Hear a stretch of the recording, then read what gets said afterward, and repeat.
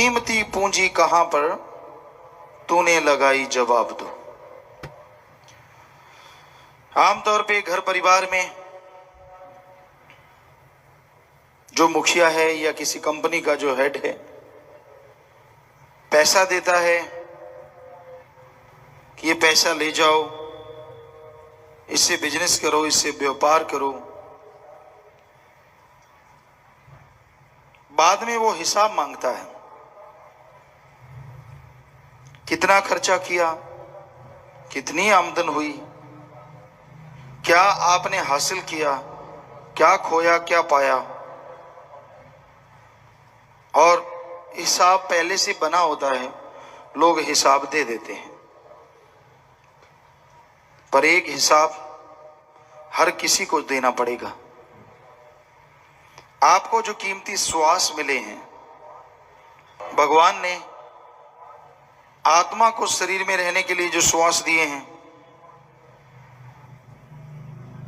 तो भगवान ने यह जरूर पूछना है कि तुझे जो कीमती श्वास दिए थे उससे क्या कमाया तूने और क्या खोया है। बिना भक्ति, बिना इबादत के खोया ही खोया है। और आप खुद देख लीजिए, कितनी आपने भक्ति की, कितनी इबादत की, कितना परमार्थ किया है। जितना किया है वो श्वास लेखे में लगे और नहीं किया श्वास बर्बाद हो गए। ये नहीं है कि आपने अपने कर्तव्य का निर्वाह नहीं करना, कर्तव्य का निर्वाह तो करना ही करना है। आपने बाल बच्चे परिवार का पालन पोषण करना है, लेकिन ठगी, बेईमानी, भ्रष्टाचार से नहीं। कड़ा परिश्रम, हार्ड वर्क, मेहनत की कमाई से आप अपने कर्तव्य का निर्वाह करते रहें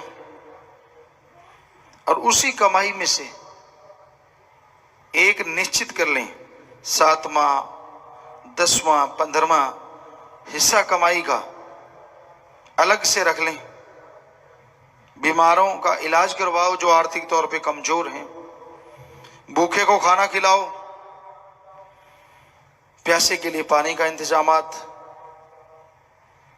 कोई भी तकलीफ में तकलीफ दूर करने के लिए, और सबसे बड़ा परमार्थ, लोगों को हर तरह की बुराई से बचाने के लिए, गम, चिंता, टेंशन, दुख, दर्द, बीमारियों से बचाने के लिए, आवागमन से मोक्ष मुक्ति के लिए उनको अल्लाह वाहिगुरु राम के नाम से जोड़ना।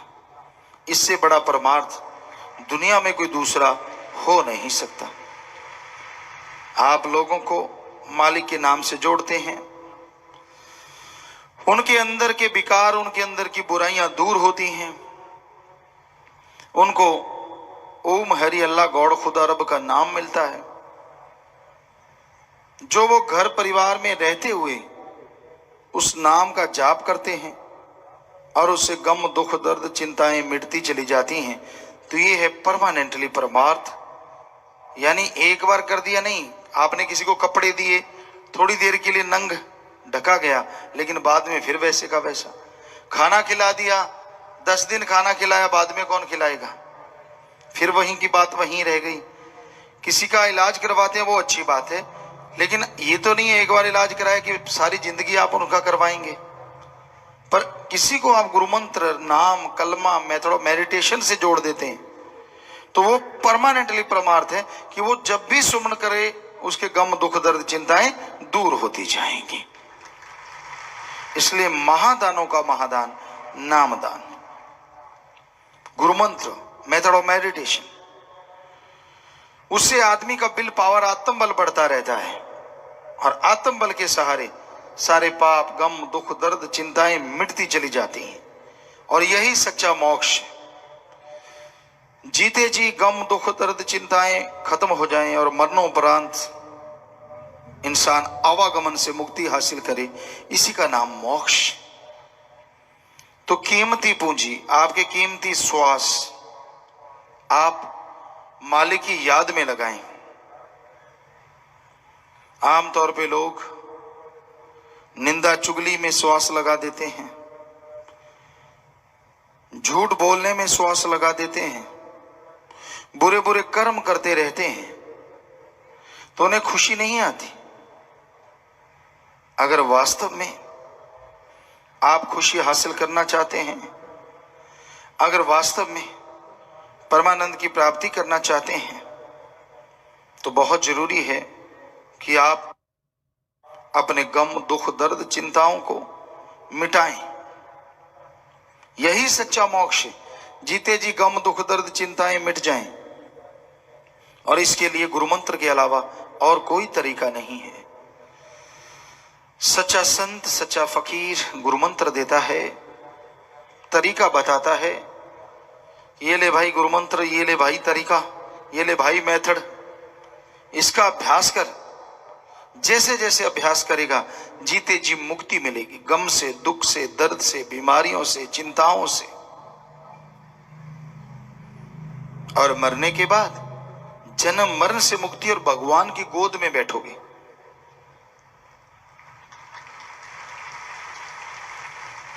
वो परमानंद मिलेगा, वो लज्जत मिलेगी जो कहने सुनने से परे। क्या गारंटी है? आप सुमरण कीजिए, जीते जी उस परमानंद की प्राप्ति कर सकते हैं। संत कभी किसी से कोई पैसा नहीं लेते। संतों का मकसद किसी को बद्दुआ दे के दुखी करना नहीं होता। संतों का मकसद किसी को लड़ाना नहीं होता। संत क्या होते हैं और क्या करते हैं? संत जहां भी होते हैं और सबकी इमागत खैर। संत जहां भी होते हैं सबकी इमागत खैर, सबों से हमारी दोस्ती, नहीं किसी से बैर। संत जहां भी होते हैं वो सबके लिए दुआ करते हैं।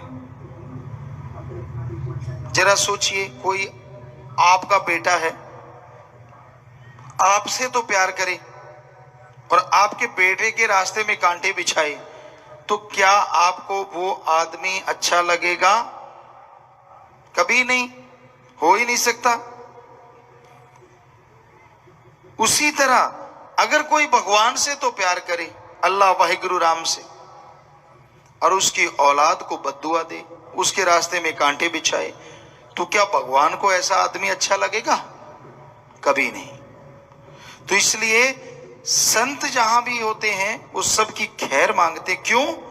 क्योंकि वो भगवान से प्यार करते हैं। इसलिए जितने भी भगवान की औलाद है सबको वो मित्र समान, अपनी औलाद समान समझते हैं। कभी किसी का बुरा सोचते नहीं, करना तो दूर की बात।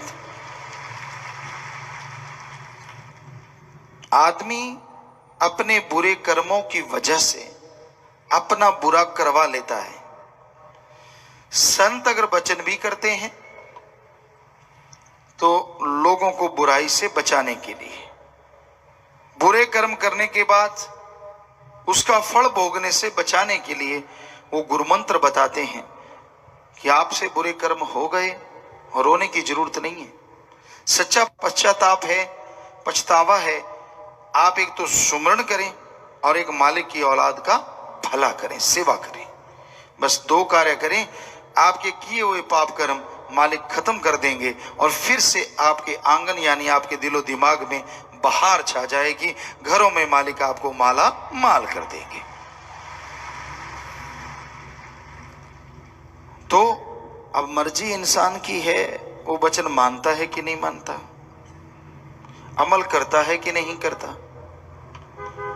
दोस्ती, मित्रता अल्लाह वाहिगुरु राम से करो, जो पक्का साथी है। एक बार हाथ पकड़ा दिया वो नहीं छोड़ता। जितना मर्जी छुड़वाने के लिए आप जोर लगाओ, यहां तो क्या अगले जहान में भी वो साथी बना रहता है। बहुत सारे उदाहरण हैं, पर अब को एक उदाहरण जो चिट्ठी द्वारा किसी ने भेजा वो बताते हैं। एक इंसान सत्संगी था, नाम लिया हुआ था, बाद में लोगों के धक्के चढ़ गया, शराब पीने लगा, नशे करने लगा, बुरे कर्म करने लगा। एक दिन उनको शाम को, रात को सपना आया कि 2-3 दिन बाद 10:15 पे, या जो भी टाइम बताया, या 7:15 पे तेरी मौत हो जाएगी, हम तुझे लेने आएंगे। बेपरवाह सच्चे दाता ने दर्शन दिए। उसने शोर मचा दिया, लोगों को बताने लगा कि ले, मैं मानता नहीं, उनका नाम तक नहीं लेता, मेरा कोई लेना देना नहीं है, निंदा मैं करता हूं, बुरे कर्म करता हूं, मुझे कहते लेने आएंगे। ऐसे कैसे आ जाएंगे, मैं नहीं मरता। अब कोई भी आदमी मरना तो चाहता ही नहीं, दुखी हो जाए तो बात अलग है, वरना जिंदगी ही चाहिए हर किसी को। तो वो दिन आया, सबको बताने लगा, कहता आज मुझे देखते हैं कैसे मुझे ले जाएंगे। वो टाइम आया, रफा हाजत गया, हाथ धो के बोतल रखने लगा, या अभी बोतल हाथ में थी। सही 7:15 होने लगे, उसकी आंखें खुली की खुली रह गई। देखा जब नूरी स्वरूप तो नारा बोला और शरीर छोड़ के चला गया। ये साबित करता है कि सच्चा गुरु मुर्शिदे कामिल यहां तो क्या, अगले जहान में भी हाथ नहीं छोड़ता। बस एक बार पकड़ा दो, पकड़ाना की देर है, फिर वो दोनों जहान में आपका जिम्मेदार बन जाता है। कर्म तो आपको करने पड़ेंगे, वो आपके आवागमन की मुक्ति का तो जिम्मेदार हो गया। जीते जी गम दुख दर्द चिंता बीमारियों से अगर मुक्ति चाहिए तो कर्म अच्छे करने ही होंगे, वचनों पे अमल करना होगा। अब संत कहते हैं नाम जप, कहता नहीं जपता। संत कहते हैं सेवा कर, खुद को सजाने संवारने की सेवा करता रहता है। संत कहते हैं भाई सबका भला कर, अपने भले के लिए लोगों को यूज करता रहता है। संत कहते हैं भाई कभी बुरा ना कर्म ना करो, लोगों के सामने बगला भगत और बुरे कर्म करता रहता है। तो बताओ कहां से भला होगा और कैसे जीते जी गम दुख दर्द चिंताओं से मुक्ति मिलेगी। तो गुरु विचारा क्या करे जा सीखण में चूक। गुरु संत तो बताते हैं, पर सीखने वाला, मानने वाला अगर सीखे ही ना, माने ही ना, तो गुरु क्या करें। टीचर लेक्चरर क्लास में पढ़ाते हैं, उसके सब्जेक्ट में पूरे स्कूल में बच्चे टॉप पे आते हैं, मेरिट होल्डर बनते हैं, first division second division pass हो जाते हैं, पर 2-4 फेल हो जाते हैं 100 में से। तो बच्चे कहते हैं ये टीचर बुरा है, टीचर ने सही नहीं पढ़ाया इसलिए हम फेल हो गए। अनपढ़ माँ बाप तो मान लेंगे, लेकिन समझदार पढ़े लिखे माँ बाप सोचेंगे हैं, रिजल्ट देखते हैं, अरे सारे बच्चों की इस सब्जेक्ट में मेरिट है, टॉप है, तू ही फेल क्यों है। तो साफ है कि उसने फॉलो नहीं किया। बाकी बच्चों ने टीचर की लेक्चरर की सुनी और वो टॉप पे आ गए, उसने नहीं सुनी तो वो फेल हो गए। तो ऐसे ही गुरु पीर फकीर साध संगत को बताते हैं, सब सुनने वाले होते हैं, सब लेक्चर सुनते हैं। ऐसे होते हैं जो सुनते ही फॉलो करते हैं, उनको होता है एक शब्द भी सुनने से ना रह जाए और मानने से ना रह जाए। सुन के जो मान लेते हैं उनके हाथों हाथ पाप कर्म कटते रहते हैं, परमानंद की प्राप्ति होनी शुरू हो जाती है। कुछ होते हैं थोड़ा मान लिया थोड़ा छोड़ दिया, तो माल की भी फिर थोड़ी खुशियां दे देता और थोड़े भोगने पड़ते हैं कर्म। कुछ होते हैं कि बिल्कुल ही नहीं मानते, हाँ जी बहुत बढ़िया जी, देखने वाला कहते हैं यार ये तो भगत ताजा ताजा टपका है, कोई लाग लपेट नहीं है, वो करेगा ही ऐसे। हाँ जी जी, लोगों को चमत्कार सुनाने, थोथा चना बाजे घना। नहीं तो रूहानियत में तो ये असूल है, जिसको ज्यादा खुशियां आती है मालिक की, वो हजम करता जाता है, और ज्यों ज्यों हजम करता जाता है खुशियां बढ़ती चली जाती है। अंदर की रूहानी खुशियों की बात है। हाँ, अपने गुरु पीर फकीर को जो मर्जी बताओ, और दुनिया में जो चर्चा करते हैं वो मान बढ़ाई के भूखे होते हैं। सारे कहते वाह जी वाह जी वाह जी, और इतनी वाह हो जाती है कि शाह जी नीचे आ जाते हैं, सारी खुशियां चली जाती हैं, मालिक का रहमो करम खत्म हो जाता है। मान बढ़ाई का भूखा घड़ घड़ के सुनाता रहता है। अब मालिक के बच्चों को सुनाओगे मालिक ने दर्शन दिए, ऐसा हुआ वैसा, वो थोड़ी कहेगा तू झूठ बोल रहा है, वो तो चुप रहेगा और आपके नंबर बनते जाएंगे। पर वो नंबर जब एकदम से खत्म हो गए ना, धरातल पे चला भी नहीं जाता। तो ऐसे लोगों को हमने देखा, मुझे पहले पता चलता है, मुझे ऐसे पता चल जाता है, एडवांस में चलता है। इतने झूठ, इतना पाखंड, दे गप पे गप, दे गप पे गप। मुझे तो पता चलता है, तो ये क्यों नहीं पता चलता कि भाई हाँ मैं मालिक को मानूंगा ही नहीं आने वाले टाइम में। वो तो कभी किसी को चमत्कार नहीं दिखाया, वो तो कभी नहीं बताया कि हाँ भाई आने वाले टाइम में मैं तो भगवान को छोड़ दूंगा, मैं तो राम का नाम नहीं लूंगा, जिसे भगवान कहता हूं उसको उसकी निंदा करूंगा। ऐसा तो कभी चमत्कार में किसी को नहीं बताया। वो क्यों नहीं दर्शन हुए? तो ये सब बकवास, लोगों को पटाने के लिए, अपने आप को बड़ा साबित करने के लिए कि मैं बड़ा वो हूं जो मुझे पल पल मालिक दर्शन देते हैं। तो ऐसे लोगों से सावधान रहा करो, वो आपको उल्लू बना के अपना उल्लू सीधा करना चाहते हैं। सीधी सी बात है, जो भक्त होते हैं वो तो शांत स्वभाव, मालिक से प्रीत जुड़ी होती है।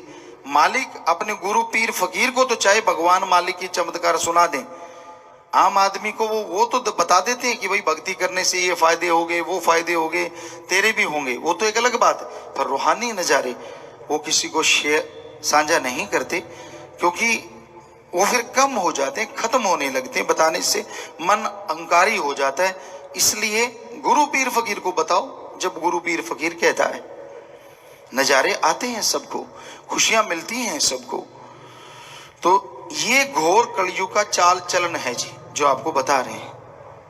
किसी भी क्षेत्र में कोई भी आदमी अपना उल्लू सीधा करने के लिए आपको यूज कर सकता है।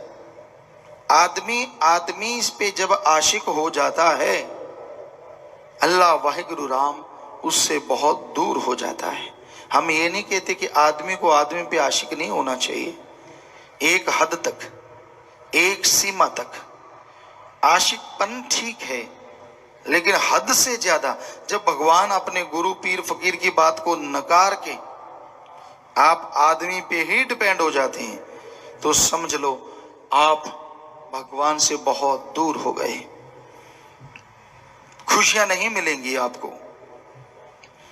दीन दुखियों की मदद करना जरूरी है, पर किसी के जाल में उलझना जरूरी नहीं है। तो हम सबको यही गुजारिश करते हैं, अव्वल प्यार अल्लाह वाहिगुरु राम सतगुरु मौला के लिए बना के रखो, क्योंकि उससे जितना प्यार करते जाओगे उतनी ही खुशियों में बढ़ोतरी होती जाएगी। दुनियावी लोगों का क्या है, आप प्यार करते गए, जब तक उल्लू सीधा हो रहा है तो वाजी वाह, और जैसे आपने उनका काम नहीं किया तो दुदकार देंगे। जब भी विचार नहीं मिले, तू कौन और मैं कौन, चाहे वो पति पत्नी हो या कोई यार दोस्त मित्र हो या माँ बाप, कोई भी, स्वार्थ गर्ज से बंधे हैं सारे रिश्ते। जब तक स्वार्थ है सारे रिश्ते हैं, और जैसे स्वार्थ खत्म हो गया तू कौन और मैं कौन, कोई किसी की बात नहीं पूछता। हमारे यहां अच्छी सभ्यता है, अच्छी संस्कृति है, पूरे वर्ल्ड में, पूरी दुनिया में सबसे अव्वल। कैसे?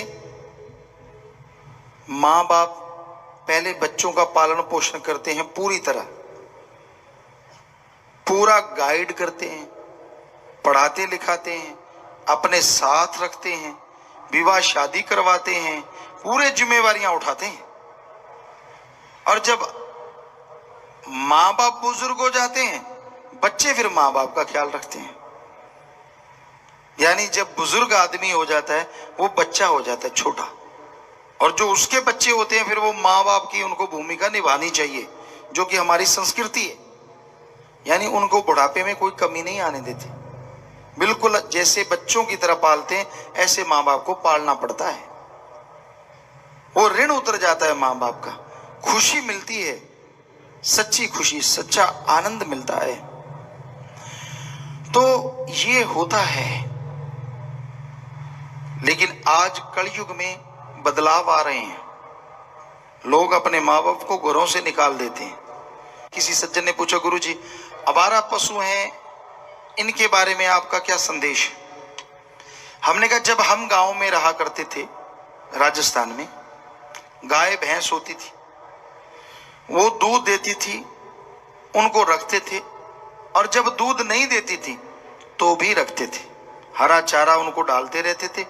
ये कहावत थी कि जिस खूंटे पे गऊ या भैंस दूध देती है उसी खूंटे पे वो मरे, यानी बाहर ना जाए।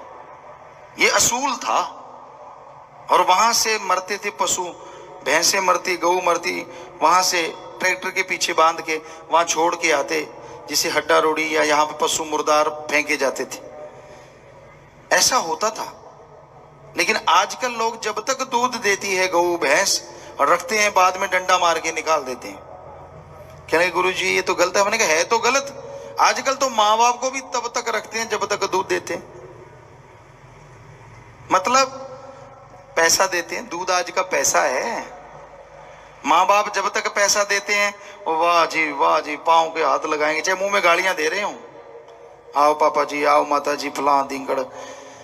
जैसे रिटायरमेंट हो गई और कुछ भी नहीं, कि पैसा तो है ही नहीं, सारी जमीन भी नाम करवा ली, फिर बस पशुओं वाला मारा डंडा, वृद्ध आश्रम में चला जा।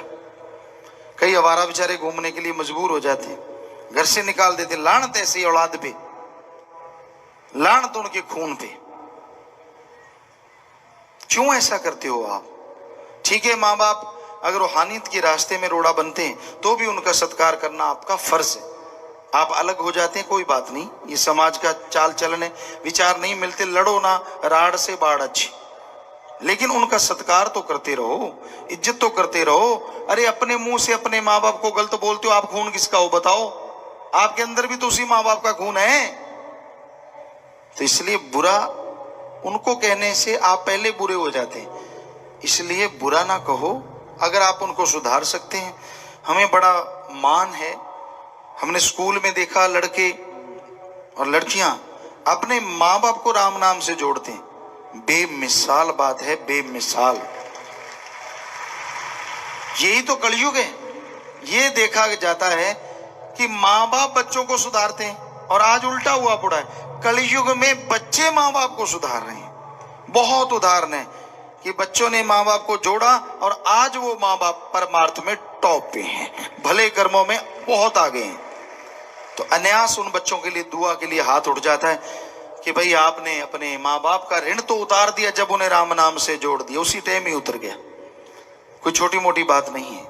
तो इस घोर कलयुग में यही एक अच्छी बात है कि यहाँ पढ़ने वाले बच्चे बच्चियां माँ बाप को राम नाम से जोड़ते हैं। अन्यथा आज क्या माँ बाप और क्या औलाद, बेड़ा ही गर्क हो रहा है, बुरे कर्म में लगे हुए हैं।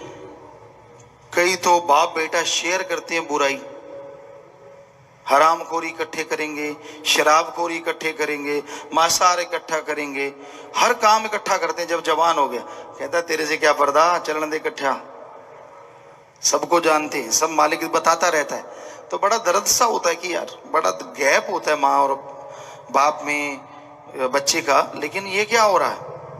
तो इसी का नाम घोर कलयुग है। रिश्ते नाते समाप्त होते जा रहे हैं। तो जब ये सारे कर्म करके आप दुखी होते हो, परेशान होते हो, गमगीन होते हो, फिर दोष देते हो भगवान को, गुरु को, माँ को, बाप को, दोस्त को, मित्र को, जबकि कोई अपने आप को दोष तो देता ही नहीं।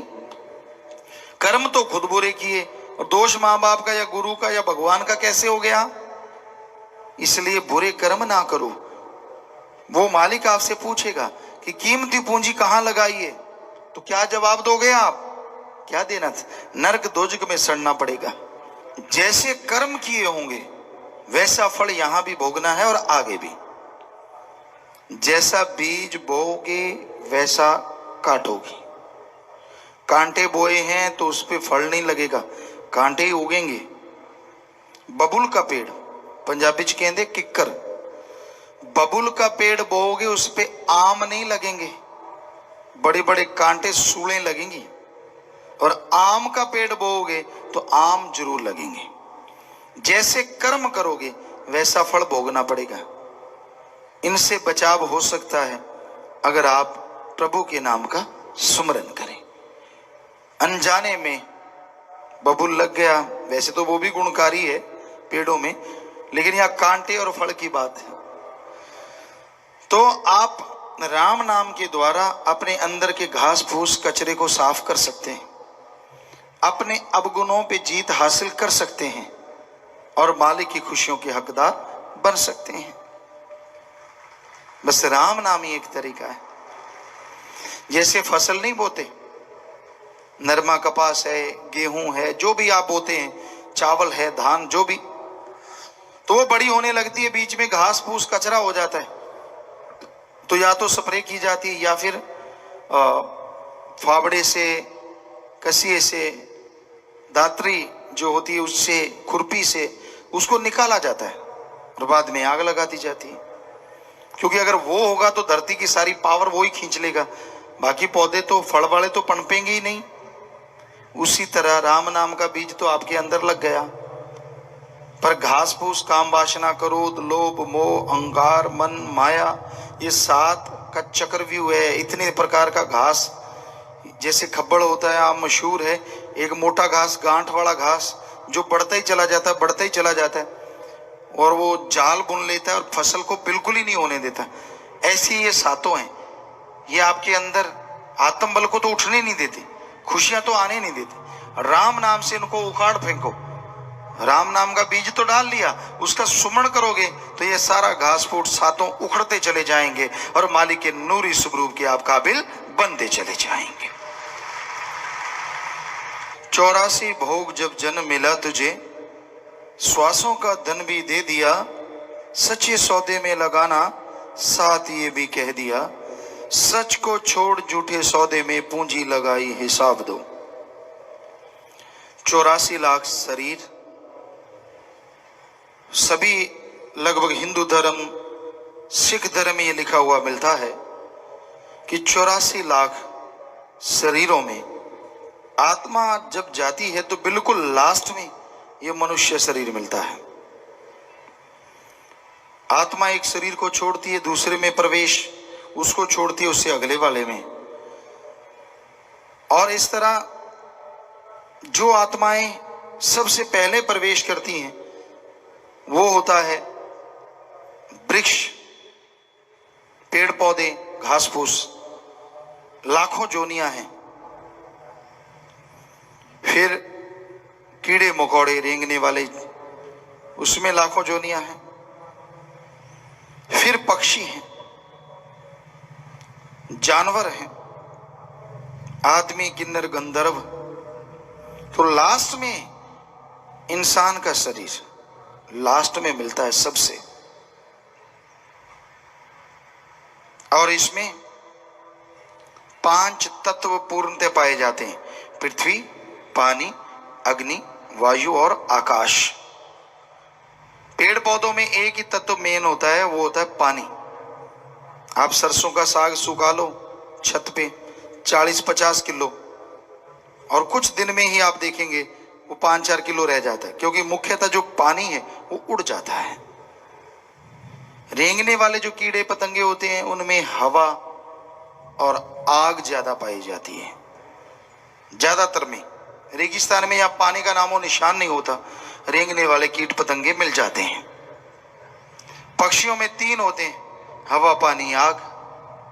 पशुओं में 4 होते हैं। सिर्फ आकाश तत्व सबसे ज्यादा है तो वो मनुष्य शरीर में होता है, जिसकी वजह से सब प्राणियों से आदमी की सोचने समझने की शक्ति ज्यादा है।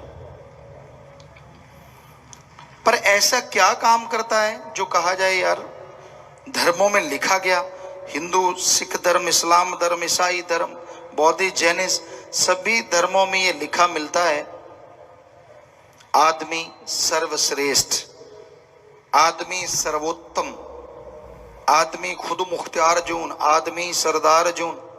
क्या है, ऐसा क्या है? खाता पीता इंसान है, जानवर पक्षी भी। बाल बच्चे इंसान के हैं, वो सब जानवर पक्षियों के भी होते हैं। घर इंसान बनाता है, वो जानवर पक्षी भी कहीं ना कहीं बनाते हैं। और जानवरों के जीते जी मलमूत्र खाद के काम आता है, और मरने के बाद हड्डियां चमड़ा सब काम आ जाता है। जबकि आदमी का मरने के बाद हड्डियां चमड़ा संभालने के लिए जुत्तम पेल होते देखी गई है, और जीते जी गंदगी संभालने के लिए साइंटिस्ट लगे हुए हैं। इतने लोग बढ़ते जा रहे हैं और इतनी गंदगी बढ़ती जा रही है, कैसे, क्या किया जाए? हालांकि इससे भी गैस के सिलेंडर भरे जा सकते हैं, बहुत पहले हमने बोला था और इसका एक प्रैक्टिकली किया भी था। लेकिन जैसे ही लोगों को ये पता चला, कुछ प्रैक्टिकल करके देखा कि देखें तो कि भाई अच्छा ये आदमी की गंदगी से भरे हुए गैस के सिलेंडर हैं, कहते इस पे तो नहीं हम रोटी खाएंगे। जबकि पशुओं से बनने वाला गोबर गैस आप देखते हैं, उससे लोग रोटियां सब कुछ बनाते रहते हैं। सो कहने का मतलब इस लिहाज से देखें तो आदमी से जानवर काफी आगे हैं। कई कहते नहीं जी आदमी साइंस में बड़ी तरक्की कर चुका है और नई नई टेक्नोलॉजी बन रही है, सुख सुविधा के साधन, कार, मोटर गाड़ियां, हवाई जहाज, कई दिनों का सफर कुछ घंटों में तय हो जाता है। वाकई ऐसा जानवर नहीं कर सकते, लेकिन सुख सुविधा के साधन तो सबको नजर आते हैं साइंस के। साइंस में अगर ये कहें कि आज आदमी की वजह से सारी दुनिया बारूद के ढेर पे बैठी है तो गलत नहीं होगा। आदमी ने एटम, अणु, परमाणु, हाइड्रोजन और पता नहीं कौन कौन से बम बनाने की सोच रहा है कि बैठा बटन दबा दूं और बाकी दुनिया तबाह हो जाए। क्या जानवर से ऐसा खतरा हो सकता है? नहीं हो सकता। तो इस लिहाज में भी जानवर ही आगे निकल गया। फिर क्यों लिखा है सारे धार्मिक ग्रंथों में आदमी सर्वश्रेष्ठ? एक ही कारण है, आदमी जीते जी सुप्रीम पावर ओम हरि अल्लाह गॉड खुदा रब वाहिगुरु को देख सकता है और अपने जीते जी गम, दुख, दर्द, चिंता, परेशानियां मिटा सकता है। और ऐसी लज्जत, अगर कहें शराब किसी को अच्छी लगती है, मांस किसी को अच्छा लगता है, इन सब से अरबों खरबों गुना ज्यादा नशा देने वाली लज्जत जो परमानेंट रहती है, वो अमृत, वो आबो हयात, वो लज्जत इंसान ले सकता है, जबकि पशु चाहते हुए भी ऐसा नहीं कर सकते। और अगर आप इंसानों वाला काम नहीं करते तो फिर आप क्या हैं? हर धर्म में लिखा है। सिख धर्म में गुरु साहबानों ने बड़ा जबरदस्त लिखा है कि वाहिगुरु राम के नाम के बिना बोलना, काग की तरह, जैसे कौआ कां कां करता रहता है वैसे बोलना है। गधे की तरह बोझा ढोना है। आप जो भी काम कर रहे हैं, गुरबानी में, पवित्र गुरबानी में लिखा है कि आप गधे की तरह बोझ ढो रहे हैं और सांप की तरह विष घोल रहे हैं। आप जो भी सोचते हैं मालिक के नाम के बिना, बेड़ा ही गर्क करते हैं खुद का, दूसरों का, उसको ऐसे कर दें, साले को बच्चू बना दें, ज्यादा आगे बढ़ रहा है, ज्यादा हेकड़ी झाड़ता है, ऐसे करेंगे वैसे करेंगे। जहर घोलना नहीं तो और क्या है। सांप भी बेचारा घबरा जाता है, इतना जहर तो मेरे में नहीं जितना आज के आदमी में। किसी जमाने में गिरगिट हुआ करती थी, राजस्थान में तो अब भी है, हमने देखा अपनी आंखों से। वो भी बेचारी आदमी से डर के मारे भाग गई। कहती आदमी, एक दो आदमी आपस में बातें कर रहे हैं और बात करते करते बात करने वाले को लगा कि सामने वाले के तेवर बदल रहे हैं, वहीं रंग बदल जाएगा झट से। इतनी जल्दी तो गिरगिट नहीं रंग बदलती। बेचारी वो चली गई। कहती मेरी क्या जरूरत है, ये बना बनाया दो टांगों वाला गिरगिट है, गिरगिट का भी बाप है। आप सारे नमक नुमक हराम तो छोटे रह गए, ट्रकों के ट्रक नमक खा के लोग नमक हराम हो जाते हैं, गिरगिट की तरह रंग बदल जाते हैं सिर्फ माया रानी की वजह से, माया रानी की वजह से। लिखा तो और भी बहुत कुछ है गुरुओं ने, संतों ने, पर अगर सच्ची बातें सुना दें तो बड़ी गड़बड़ हो जाए। हालांकि हम तो हर सच सुनाते हैं, पर कई ऐसे कड़वे सच हैं, बहुत ही कड़वे, जरूर सुनाएंगे किसी दिन आपको। भाई गुरदास जी ने लिखे हैं बहुत सारे कड़वे सच कि आने वाले टाइम में कलयुग में क्या होगा।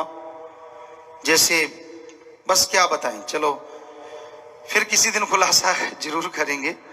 वो बातें ऐसी हैं कुछ कि बड़ों बड़ों के पांव से जमीन खिसक जाएगी। तो ये आज घोर कलयुग का समय है। अभी तो सच की कुछ ही बातें कही हैं और इसमें इतना बुरा हाल है। तो भाई यही हकीकत है, लोग बुराई में फंस गए हैं, आवागमन से मुक्ति, जीते जी गम दुख दर्द चिंताओं से मुक्ति, ये तो याद ही नहीं है, ये तो ख्याल में ही नहीं है कि ऐसा करना है जो मालिक के नाम के बिना है। क्या क्या पदवियां दी हैं गुरुओं ने। जब आदमी मानता नहीं तो गुरु पीर फकीर भी थोड़ा ऐसे शब्दों का इस्तेमाल करते हैं कि वो बोलता रहता है तो जैसे काग बोलता है, कौवा बोलता है, उस तरह से। वो जो खाता है जैसे सुअर गंदगी खाता, उस तरह से।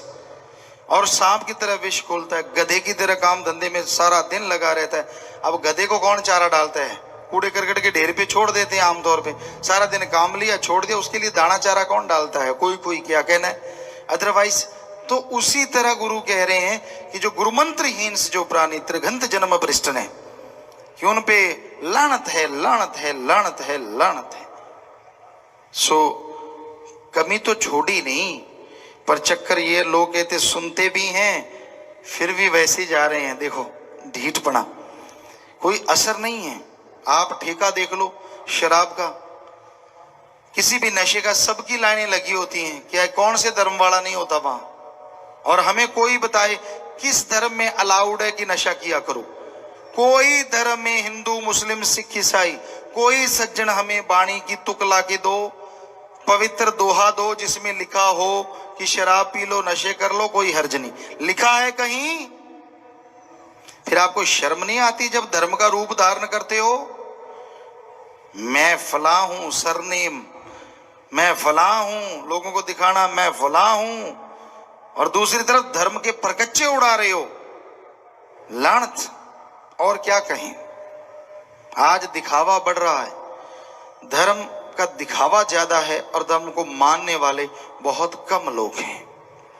तो भाई माने के बिना बात नहीं बनेगी। श्वासों का धन बड़ा कीमती, जुए में क्यों जिता रहा? एक श्वास है 3 लोग का मोल, कबीर जी बता रहा। हीरे ज्वार दी पूंजी मिट्टी मिलाई हिसाब दो। कबीर सोया क्या करे जागण की कर चौंप, ये दम हीरा लाल है गिन गिन गुर को सौंप। कहता हूं कह जात हूं, कहूं बजावत ढोल, श्वासा बिरथा जात है 3 लोक का मोल। ये कबीर जी की वाणी है कि भाई कबीरा सोया क्या करे। कबीर अपने आप को नहीं कह रहे, सारी दुनिया को कह रहे हैं, खुद को बीच में लेके। कबीरा सोया क्या करे जागण की कर चौंप, जागने की हिम्मत कर, उठ जा। आदमी कहते हैं मैं तो जागता हूं, रात को ही सोता हूं। नहीं, आप भगवान की तरफ से दिन को भी सोते हो, रात को भी सोते हो। भगवान की तरफ नहीं आप जागते। हाँ, माया के लिए, बाल बच्चों के लिए, काम वासना क्रोध लोभ मोह अहंकार मन माया के लिए आप जागते हो, पर भगवान के लिए तो दिन रात सोए हुए हो। जागण की कर चौंप, हिम्मत कर, ये दम हीरा लाल है। हीरे लाल ज्वाहरात से भी बेशकीमती है श्वास, गिन गिन गुरु को सौंप। गुरु क्या कहता है कि मेरी सेवा कर? नहीं, वो कहता है एक तो ओम हरि अल्लाह गॉड का नाम जप, दूसरा उसकी बनाई सृष्टि की सेवा कर, तीसरा कर्तव्य का निर्वाह कर, लेकिन ईमानदारी से, ठगी बेईमानी भ्रष्टाचार से नहीं, कड़ा परिश्रम, हक हलाल, 10 नौआं दी किरत कमाई करके आप अपने कर्तव्य का निर्वाह करो। और आज तो हक हलाल 10 नौआं दी किरत कमाई ये है कि किसको जाल में फंसाएं, ब्लैकमेलिंग करो, देखो कौन जाल में फंस सकता है, ठगी मारो, बेईमानी करो, तरह तरह की बातें हो रही हैं समाज में। तो इस घोर कलयुग में ऐसा दौर चल रहा है, ऐसा समय चल रहा है कि यहां अच्छाई नेकी भले काम करने वालों को कोई वाह नहीं, और बुरे बुराइयां करने वाले आज टॉप पे नजर आते हैं। तो भाई यही कलयुग है।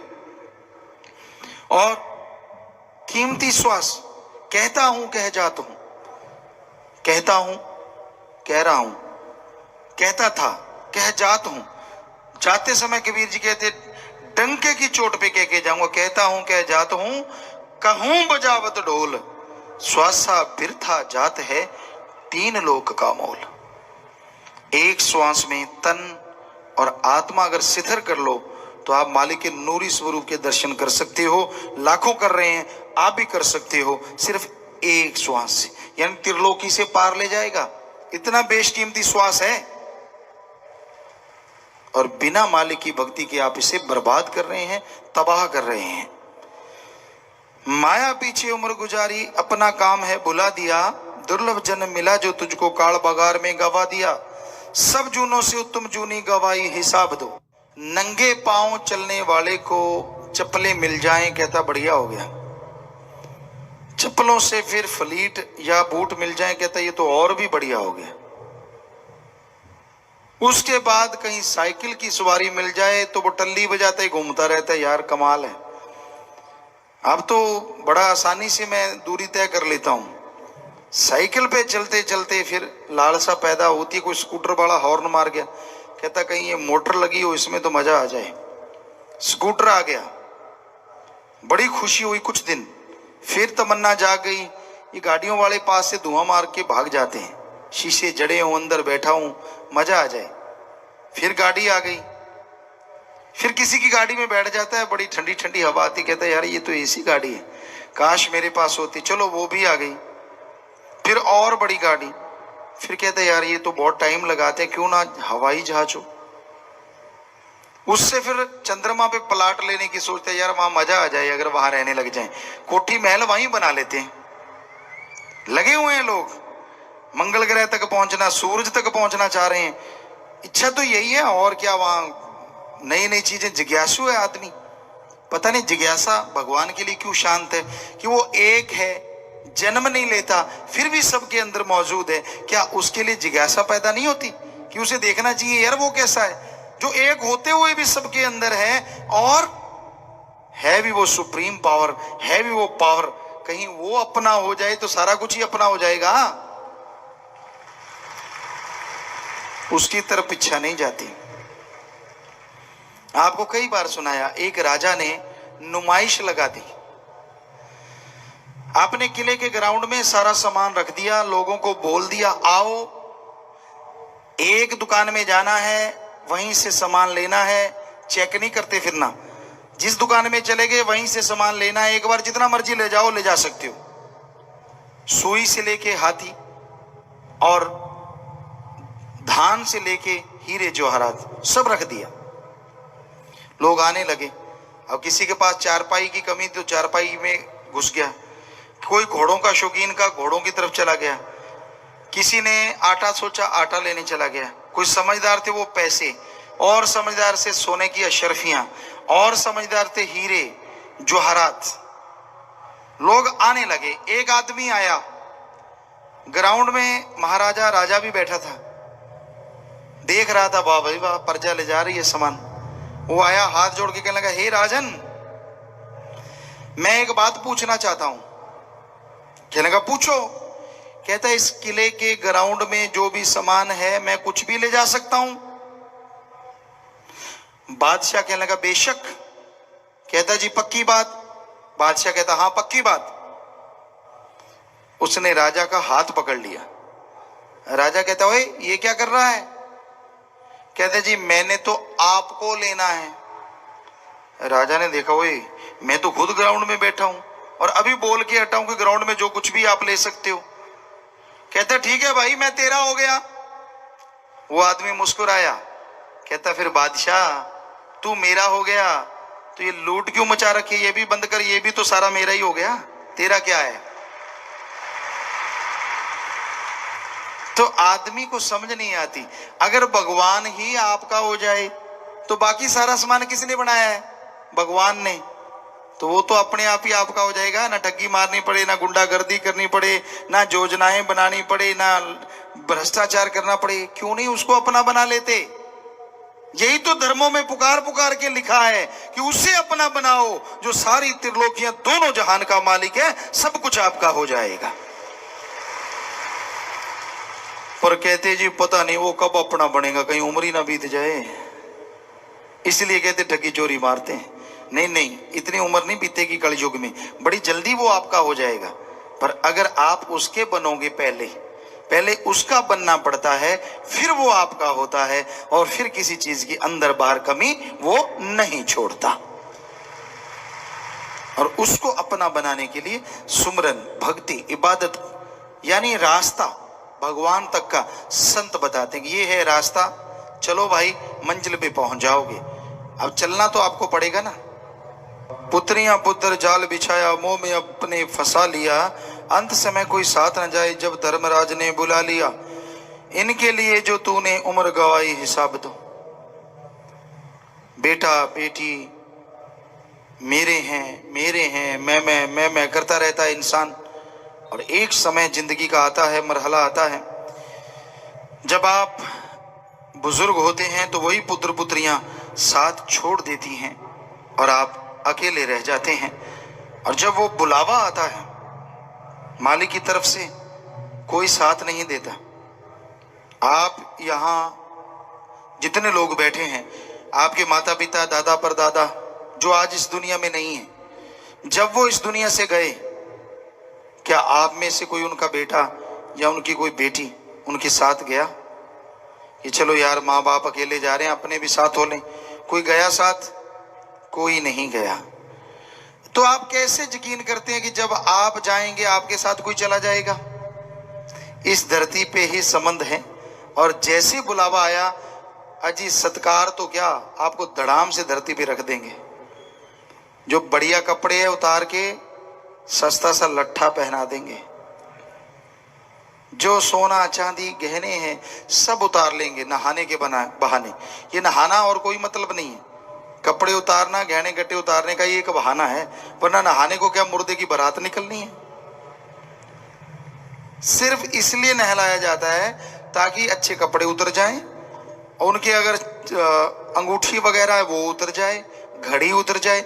हमने बुजुर्गों से पूछा, भाई ये आपने नहलाया, चलो घड़ी क्यों उतार रहे हो? कहते इसमें पानी पड़ जाएगा।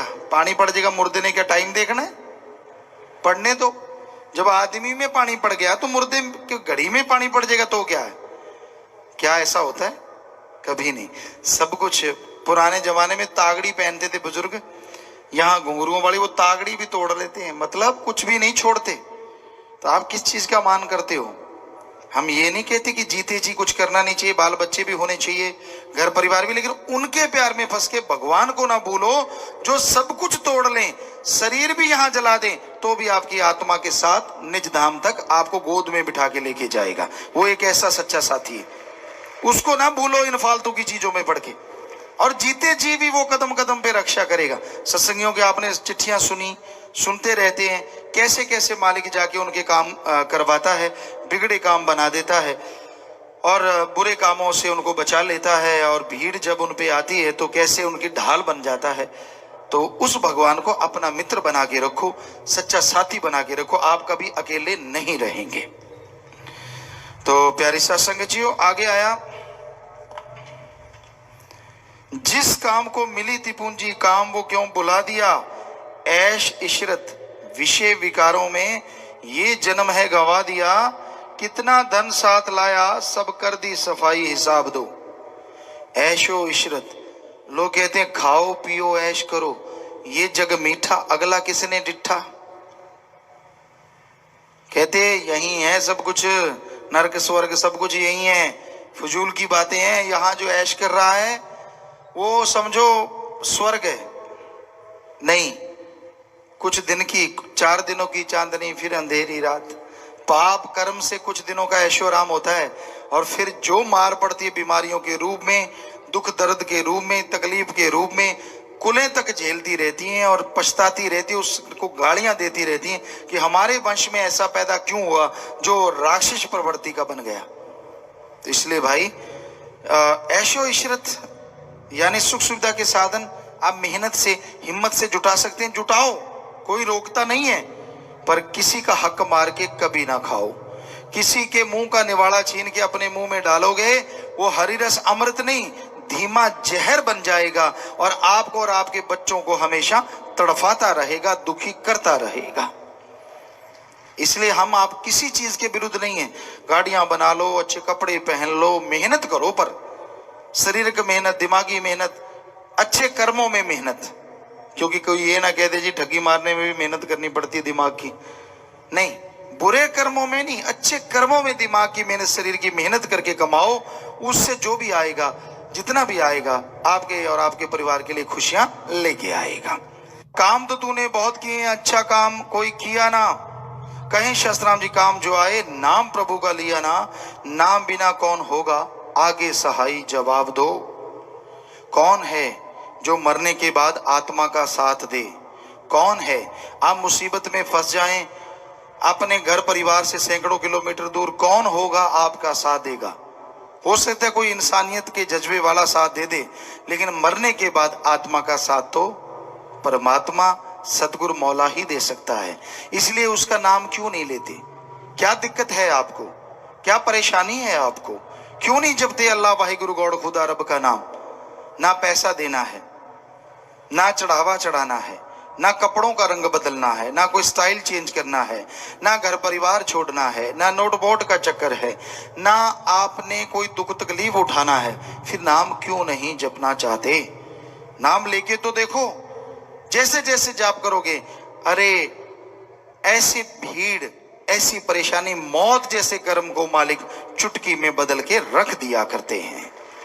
उसका नाम जपो, वही सहाय होगा दोनों जहां में, वही सच्चा मित्र। यही दाता रहबर शास्त्र जी महाराज फरमा रहे हैं कि वो दोनों जहां का सच्चा साथी है। राम नाम जप के, भक्ति इबादत करके उसको अपना बनाए रखो, तो वो आपका हर बिगड़ा काम बना देगा, हर गम दुख दर्द चिंता को खत्म कर देगा और खुशियों से आपको माला माल कर देगा।